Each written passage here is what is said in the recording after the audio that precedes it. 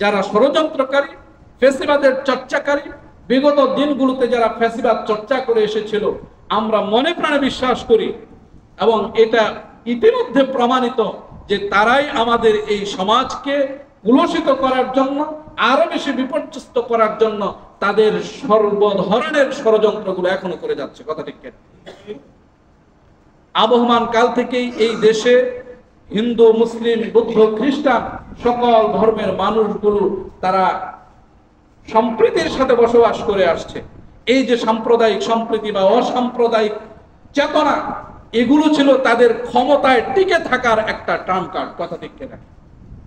আপনি চিন্তা করে দেখুন তো, আমার বয়স ধরেন 31-32, আমার চাইতে সিনিয়র যারা আছেন, আমি আমার জীবদ্দশায় আমি একজন মাদ্রাসা পড়ুয়া মানুষ, তারপরে আমার হিন্দু বন্ধু আছে, অন্য ধর্মের বন্ধু মানুষদের সাথে আমার বন্ধুত্ব আছে, কোনোদিন তো তাদের সাথে আমার বিরোধ হলো না, হয়েছে? আপনি আপনার জীবদ্দশা বা আপনার পূর্ববর্তী যারা আছে এদের কাছে শুনে দেখুন তো, আপনার এলাকায় যারা হিন্দু বসবাস করছে তারা শুধুমাত্র ধর্মীয় কারণে, যে তারা হিন্দু আমরা মুসলমান, এই কারণে আপনি কখনো তাদের উপর আক্রমণ করেছেন বা কোনো মুসলমান আক্রমণ করতে পারে? এরকম দৃষ্টান্ত আপনার সামনে আছে? নেই। কোন একজন হিন্দু যদি ফ্যাসিবাদ চর্চা করে থাকে, ফ্যাসিস্টের সাথে তার সম্পর্ক ছিল, ক্ষমতার অহংকারে, ক্ষমতার দম্ভে সে মানুষের উপর নিপীড়ন করেছে, জুলুম করেছে, সমাজের অন্যান্য মানুষগুলোকে বিক্ষুব্ধ করে ফেলেছে, পরবর্তীত পরিস্থিতিতে ওই মানুষটার উপরে যদি প্রতিশোধ পরায়ণ হয়ে সাধারণ মানুষ আঘাত করেও থাকে, আমরা আবারও বলছি, আমরা চাই না এই আঘাত প্রতিঘাতের এই রাজনীতি করা, এখান থেকে আমাদেরকে বেরিয়ে আসতে হবে। তারপরেও যদি আমরা ধরে নেই যে প্রতিশোধ পরায়ণ হয়ে বিক্ষুব্ধ হয়ে কিছু মানুষ, কোনো একজন অন্য ধর্মের, সে ফ্যাসিস্ট ছিল, ফ্যাসিবাদের সাথে তার সম্পর্ক ছিল, জুলুমকারী ছিল, এমন মানুষের উপর যদি আঘাত করেও থাকে, সেটা কি ধর্মীয় কোনো কারণে হয়েছে? এই সিম্পল ব্যাপারটা আমরা কেন বুঝি না? কেন পরিবেশটাকে ঘোলা করা হচ্ছে? আমরা দ্ব্যর্থ ভাষায় বলতে চাই, আমাদের এই সমাজকে বিপর্যস্ত করার জন্য এই ফ্যাসিস্টরা এবং আমাদের পার্শ্ববর্তী মুশরিকরা এই চিন্তা চেতনাগুলো করে আমাদের সমাজকে কলুষিত করে দিচ্ছে। কথা ঠিক কিনা? আমরা প্রথমত মুসলিম হিসাবে আমরা অবশ্যই জেনে নেব কোরআন সুন্নাহ থেকে আল্লাহ এবং আল্লাহর রাসূল অমুসলিমদের সাথে সম্পর্ক রাখার কি তরিকা, কি নীতিমালা আমাদেরকে দিয়েছেন সেটা জানবো। পাশাপাশি বাস্তবতাটাকে পরীক্ষণ করে আমরা অবশ্যই আমাদের সিদ্ধান্তগুলো গ্রহণ করব। আমরা সকল ষড়যন্ত্র এবং চক্রান্তগুলোকে নস্যাৎ করে দিতে চাই। আমাদের ঐক্য, আমাদের সংহতি অবশ্যই আমাদেরকে ধরে রাখতে হবে। কথা ঠিক কিনা? অন্যান্য রাজনৈতিক দল যারা আছেন, অন্যান্য সংগঠক এবং সমাজের নেতৃস্থানীয় ব্যক্তিদের প্রতি আমাদের উদাত্ত আহ্বান থাকবে, প্রয়োজনে প্রতিটা পাড়া মহল্লায় আমাদেরকে অন্যায় অপকর্ম প্রতিরোধ কমিটি গড়ে তুলতে হবে। কথা ঠিক কিনা? ইনশাআল্লাহ আমরা এই ব্যাপারে সোচ্চার থাকতে হবে। সৎ কাজের আদেশ যেমন আমরা করব, অন্যায়ের বিরোধিতাও আমরা লিপ্ত হব।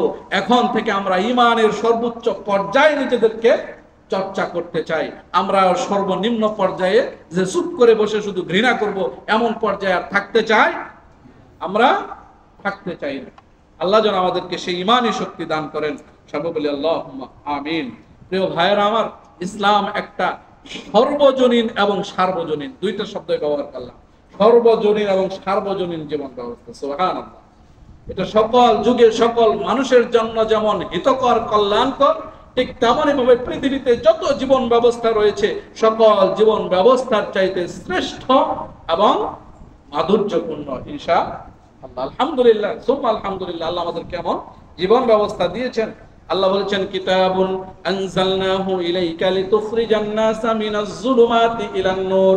হে নবী, আমি আপনার উপর এই কিতাবটাকে অবতীর্ণ করেছি যাতে আপনি পৃথিবীর মানুষগুলোকে অন্ধকার থেকে আলোর দিকে ফিরিয়ে নিয়ে আসতে পারেন। সুতরাং আমরা এখান থেকেই বুঝতে পারি এই কোরআন এবং মুহাম্মদুর রাসূলুল্লাহ গোটা পৃথিবীর সমস্ত মানুষদের জন্যই অবতীর্ণ হয়েছে। সুবহানাল্লাহ। আল্লাহ বললেন, ওমা আরসালনাকা ইল্লা রাহমাতাল লিল আলামিন। হে নবী, আমি আপনাকে পাঠিয়েছি গোটা বিশ্ব জগতের জন্য রহমত স্বরূপ।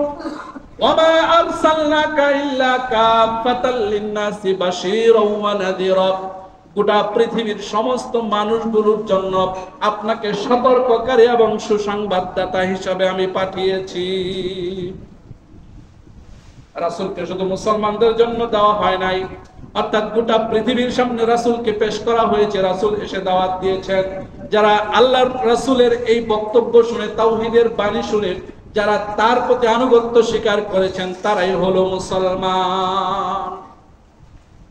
সুতরাং ইসলাম হচ্ছে একটা সর্বজনীন জীবন ব্যবস্থা। কোন ধর্মের উপরে, কোন সম্প্রদায়ের উপরে, কোন জাতি গোষ্ঠীর উপরে ইসলামটাকে জোরপূর্বক চাপিয়ে দেওয়ার কোনো সুযোগ নেই। আল্লাহ এটা নিষেধ করেছেন। আমি আমার শ্রেষ্ঠত্বের ঘোষণাগুলো মানুষের সামনে পেশ করব, আমি আমার সৌন্দর্যগুলো, ইসলামের সুমহান সৌন্দর্যগুলো মানুষের সামনে তুলে ধরার চেষ্টা করব। গোটা পৃথিবীর সমস্ত মানুষকে আমি আল্লাহর একত্ববাদের দিকে আহ্বান করব। এটাই হচ্ছে আমার কাজ। কারো উপর ইসলামটাকে চাপিয়ে দেওয়ার কোনো সুযোগ আল্লাহ রাখেন নাই। আল্লাহ বললেন, লা ইকরাহা ফিদ্দিন ক্বাদ তাবায়্যানার রুশদু মিনাল গাই। এই দ্বীনের মধ্যে কোনো জোর জবরদস্তি নাই, কারো উপর চাপিয়ে দেওয়ার কোনো সুযোগ নাই। আমি যদি একটা ইসলামী সমাজ বিনির্মাণ করে ফেলি, আমি যদি ইসলামী রাষ্ট্র কায়েম করতে পারি, আমি যদি সত্যিকার অর্থেই কোরআনের সংবিধান প্রণয়ন করতে পারি, তারপরেও আমার এই ভূখণ্ডে, আমার এই রাষ্ট্রে, আমার এই সমাজে অন্য যত ধর্মের মানুষই বসবাস করুক না কেন, তারা পরিপূর্ণ নাগরিক অধিকার ভোগ করবে। তার উপর ইসলাম বা আমার এই চিন্তা চেতনা, আমার আকীদাটাকে চাপিয়ে দেওয়ার কোনো সুযোগ নেই। এটাই হচ্ছে ইসলাম। কোন সুযোগ আছে? নেই। আল্লাহ বললেন, লা ইকরাহা ফিদ্দীন ক্বাদ তাবায়্যানা রুশদু মিনাল গাই। অন্ধকার থেকে তো হেদায়েতের পথ প্রস্ফুটিত হয়েছে, সুস্পষ্ট হয়ে গিয়েছে। এই আহ্বানটাই তোমরা পৌঁছে দিবে, জোর জবরদস্তির কোনো কিছু নাই। হেদায়েতের পথটা সুস্পষ্ট। ফামান ইয়াকফুর বিত-তাগুতি ওয়া ইউমিন বিল্লাহি ফাকাদ ইসতামসাকা বিল উরওয়াতিল উসকা লা ইনফিসামা লাহা। যে তাগুতকে বর্জন করলো, আল্লাহর প্রতি ঈমান আনয়ন করলো, সে এমন একটা রশিকে তার গলায় জড়িয়ে নিল, আঁকড়ে ধরলো, যা কখনোই ছিন্ন হবে না। সুবহানাল্লাহ। এটাই আমরা মানুষের সামনে তুলে ধরব, যে এই ইসলামটাই হচ্ছে শক্তিশালী রশ্মি, যা এই দুনিয়ার জমিনেও আপনার জন্য সমৃদ্ধি এনে দিবে, শান্তি এনে দিবে, আপনাকে জান্নাত পর্যন্ত পৌঁছে দিবে, যেটা কখনোই ছিন্ন হবে না। এমন একটা রশ্মি হচ্ছে ইসলাম। ইন্নাদ-দীনা ইনদাল্লাহি ইসলাম। এই দাওয়াতটাই আমরা গোটা পৃথিবীর সমস্ত মানুষদের সামনে তুলে ধরব। কিন্তু কোন সম্প্রদায়ের উপরে, কোন গোষ্ঠীর উপরে আমার চিন্তা চেতনা, আকীদা, বিশ্বাস বা আমার এই ইসলামকে চাপিয়ে দেওয়ার কোনো সুযোগ নেই। আল্লাহ আমাকে নিষেধ করেন। কথাটা বুঝতে পারলাম কিনা? তাদের ধর্মীয় স্বাধীনতা তাদেরকে দিতে হবে। আল্লাহ বললেন, ওয়ালা তাসুব্বুল্লাযীনা ইয়াদউনা মিন দুনিল্লাহি ফায়াসুব্বুল্লাহা আদওয়ান বিগাইরি ইলম। তোমরা তারা যে ইলাকে ডাকছে, অর্থাৎ আল্লাহ ব্যতীত অন্য যাদেরকে তারা ডাকছে, তারা ইলা মনে করছে, তাদেরকে তোমরা গালি দিও না, কটূক্তি করো না। আমরা অনেক সময় আলোচনা করতে গিয়ে হিন্দু, খ্রিস্টান, বৌদ্ধদের, ওদের যে উপাসনার বস্তু, ওদের যে পূজারীর বস্তু, এই বিষয়গুলোকে কটাক্ষ করে আমরা কথা বলি। এটা আল্লাহ নিষেধ করেছেন। আল্লাহ এটা নিষেধ করেছেন। তোমরা তাদেরকে কটাক্ষ করো না, গালি দিও না, কেননা তারা মূর্খতা বশত বা শত্রুতা বশত তোমার আল্লাহকেই গালি দিয়ে বসবে। এমনটা হতে পারে কিনা? লা ইয়ানহাকুমুল্লাহু আনিল্লাযীনা লাম ইউকাতিলুকুম ফিদ-দীনি ওয়া লাম ইখরিজুকুম মিন দিয়ারিকুম আন তাবাররুহুম ওয়া তুকসিতু ইলাইহিম ইন্নাল্লাহা ইউহিব্বুল মুকসিতিন। আল্লাহ তো আরেক জায়গায় বলেছেন যে ইহুদি মুশরিকদের সাথে তোমরা সম্পর্ক ছিন্ন করবে। এখানে আল্লাহ বলছেন, তবে আমি তোমাদেরকে এ ব্যাপারে নিষেধ করছি না, যারা তোমাদের সাথে ধর্মীয় কোনো ব্যাপারে সংঘাতে লিপ্ত না হয়েছে এবং তোমাদেরকে বাড়ি ঘর থেকে বের করে না দিয়েছে, ওই সমস্ত মানুষগুলোর সাথে তোমরা ন্যায় বিচার করবে, ইনসাফ কায়েম করবে, সদাচরণ করবে। এটা আমি নিষেধ করি নাই।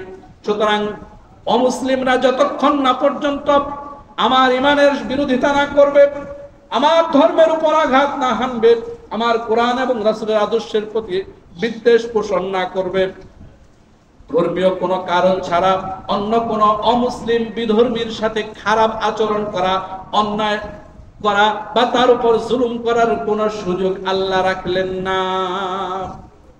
কথাটা বুঝতে পারলাম কিনা? কোনো সুযোগ নেই। যদি ধর্মীয় কোনো কারণে তার সাথে আমার বিরোধ সৃষ্টি হয়, আল্লাহ বললেন ইউকাতিলুকুম ফিদ্দীন, অর্থাৎ দ্বীনের ব্যাপারে যদি তোমার সাথে তার সংঘাতের সৃষ্টি হয় তাহলে তার সাথে তুমি শত্রুতা পোষণ করবে। অন্যথায় আমি তোমাকে নিষেধ করছি না তার সাথে তুমি সদাচরণ করো। অর্থাৎ তার মানে কি, তার সাথে সদাচরণ করতে হবে, তার ব্যাপারে ইনসাফ কায়েম করতে হবে। ওয়াইন আহাদুম মিনাল মুশরিকিন ইস্তাজারাকা ফাআজিরহু হাত্তা ইয়াসমা'a কালামাল্লাহি সুম্মা আবলিগহু মা'মানা। কোন মুশরিক যদি তোমাদের কাছে আশ্রয় প্রার্থনা করে, নিরাপত্তা চায়, ফাআজিরহু, তাদেরকে তোমরা নিরাপত্তা দান করবে। এটা কার হুকুম? আল্লাহর হুকুম। কোন মুশরিক যদি তোমাদের কাছে নিরাপত্তা চায়, তাদেরকে তোমরা নিরাপত্তা দান করবে, তারা যেন তোমাদের কোরআনটা শুনতে পারে। সুবহানাল্লাহ। হাত্তা ইয়াসমা'a কালামাল্লাহ, তারা যেন আল্লাহর কালামটা শুনতে পারে। অর্থাৎ তুমি তোমার নিকট এজন্য আশ্রয় দান করবে, তোমার কালাম, আল্লাহর কালামটা তুমি তার সামনে পেশ করবা, তা তোমার চরিত্র মাধুর্য, তোমার আচার আচরণ দেখেই যেন সে ইসলামের প্রতি মুগ্ধ হয়ে যায়, এমন একটা নির্দেশনার ইঙ্গিত আল্লাহ সুবহানাহু ওয়া তাআলা এখানে দিলেন। সুবহানাল্লাহি ওয়া বিহামদিহি। তুম্মা আবলিগহু মা'মানা, অতঃপর তুমি তাকে নিরাপদ কোন স্থানে পৌঁছে দেবে। অর্থাৎ পরিবেশ যখন শান্ত হবে, পরিবেশ যখন স্থিতিশীল হবে, তাকে আবার তার জায়গায় বা যেখানে সে নিরাপত্তা অনুভব করে সেখানে তাকে পৌঁছে দেওয়া। অমুসলিমদের নিরাপত্তা বিধান করা এটা আল্লাহর পক্ষ থেকে আমাদের প্রতি নির্দেশনা, এটা ফরজ। সুতরাং আমার কোন আচরণের দ্বারা যেন আমার সমাজের কোন অমুসলিম, আমার প্রতিবেশী অমুসলিম হতে পারে, তারা যেন বিপদগ্রস্ত না হয়, তারা যেন ক্ষতির সম্মুখীন না হয়, এই ব্যাপারে আমাকে অবশ্যই সতর্ক থাকতে হবে। ওয়াইন জানাহু লিসসালমি ফাজনাহ লাহা ওয়া তাওয়াক্কাল আলাল্লাহ। যদি মুশরিকরা বা অন্য ধর্মের মানুষগুলো তোমাদের সাথে শান্তি চুক্তিতে আবদ্ধ হতে চায়, যদি তারা শান্তি নিয়ে অগ্রসর হয়, তুমিও তাদের প্রতি শান্তি নিয়ে অগ্রসর হও। আল্লাহ বললেন সূরা তাওবার 6 নম্বর আয়াতে, সূরা আনফালের 61 নম্বর আয়াত, যে আল্লাহ বললেন তুমি তাদের সাথে শান্তি চুক্তি করে সম্প্রীতির সাথে বসবাস করবে, কোনো সমস্যা নেই। শর্ত একটা, ধর্মীয় কোনো কারণে দিনকে কেন্দ্র করে যদি বিরোধের সৃষ্টি হয় আমরা অবশ্যই বিরোধিতা করব। আজকে দেখা যাচ্ছে আমাদেরকে মনে করা হচ্ছে যে আমরা ছোট একটা দেশ, আমাদের পার্শ্ববর্তী দেশের একটা রাজ্যের সমানও আমাদের ভূখণ্ড নয়, তাই না? এটাই তো বাস্তবতা। কিন্তু এই পৃথিবীতে প্রতিবেশীর সাথে মানে লাগালাগি করে, মানে আমি আঞ্চলিক ভাষায় আরো সুন্দর কি শব্দ ব্যবহার করা যায়, যে তাদের সাথে বিরোধ জিয়ে রেখে বসবাস করা অত্যন্ত কঠিন, কথা ঠিক কিনা? ভারতের সাথে আমাদের একটা সম্পর্ক সব সময়ের থাকবে বা রাখাটাও জরুরি, কিন্তু সেই সম্পর্কটা থাকবে কেমন? বিগত দিনগুলোতে আমরা যেমন দেখেছি, মনে হচ্ছে যে প্রভু এবং ভৃত্যের সম্পর্ক, কথা ঠিক কিনা? রাজা এবং চাকরের সম্পর্ক। আমরা সেই জায়গা থেকে বেরিয়ে আসতে চাই। আল্লাহর কালামকে সামনে রেখে, হতে পারে আমরা ফাইন্যান্সিয়ালি একটু দুর্বল, আমাদের যতটুকু ফাইন্যান্স পাওয়ার রয়েছে, যতটুকু আর্থ পাওয়ার রয়েছে, আমাদের যতটুকুই জনশক্তি রয়েছে না কেন, আমাদের আইডিওলজিক্যাল পাওয়ার নিয়ে, অর্থাৎ সমস্ত ইমানি শক্তিকে একত্রিত করে আমরা শান্তি নিয়ে অগ্রসর হতে চাই। আমরা ওই প্রভুভিত্তের সম্পর্কের মধ্যে থাকতে চাই না। আমরা বন্ধুত্বের সম্পর্ক যদি স্থাপন করার সুযোগ হয়, সেটা আমরা গ্রহণ করে নেব ইনশাআল্লাহ। যদি আমাদেরকে আবারও সেই ভৃত্যের মতো আচরণ করতে চায়, তারা যদি আমাদেরকে চাকরের মতো ব্যবহার করতে চায়, আমাদের ইমানের সমস্ত শক্তিকে একত্রিত করে আমরা দাট্ট কণ্ঠে ঘোষণা করতে চাই, তুমি যত বড়ই হও না কেন, আল্লাহর উপর ভরসা করে আমি তোমার বিরুদ্ধে বয়কটের ঘোষণা দিব, এতে কোনো সন্দেহ নেই, কথা ঠিক কিনা? আল্লাহ বলেছেন ইয়াকুম মিনকুম 20 সাবিরুনা ইয়াগলিবু মিয়াতাইন। তোমরা যদি ধৈর্যশীল 20 জন মানুষ একত্রিত হতে পারো, আমি 200 জনের উপর তোমাদেরকে বিজয় দান করব। সুবহানাল্লাহ। সুতরাং আমাদের সাহসের জায়গাটা কোথায়? আল্লাহর প্রতি তাওয়াক্কুল। আমরা আল্লাহর প্রতি তাওয়াক্কুল করে ন্যায়ের পক্ষে সবসময় অবস্থান করব। সকল অন্যায়, অপকর্ম, জুলুম, নিপীড়ন, সকল ষড়যন্ত্র চক্রান্তকে আমরা নস্যাৎ করে দেব আমাদের ঈমানী শক্তিতে ইনশাআল্লাহ। আল্লাহ যেন আমাদেরকে তৌফিক দান করেন। সর্বশেষ একটা হাদিস আমি আপনাদেরকে জানিয়ে দিচ্ছি।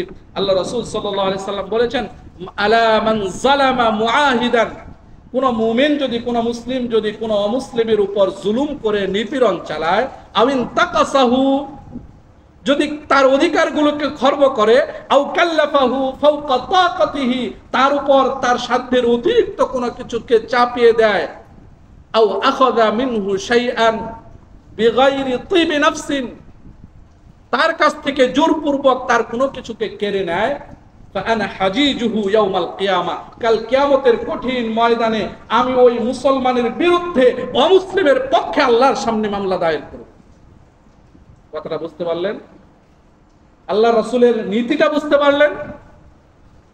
আমরা অবশ্যই রাসূলের এই দিক নির্দেশনা, এই হুকুমটাকে মাথায় রেখে আমাদের কোন আচরণ দ্বারা যেন আমাদের কোন অমুসলিম ভাই, আমাদের অমুসলিম কোন প্রতিবেশী ক্ষতিগ্রস্ত না হয়।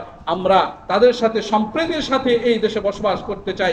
তারা নাগরিক হিসেবে সমস্ত নাগরিক সুবিধাগুলো ভোগ করবে, কিন্তু তারা যদি আমাদের বিশ্বাসের ঘরে আগুন জ্বালাতে যায়, আমাদের সম্প্রীতি যদি নষ্ট করতে চায়, তাহলে আমরা শক্ত হাতে তাদেরকে দমন করবো ইনশাআল্লাহ।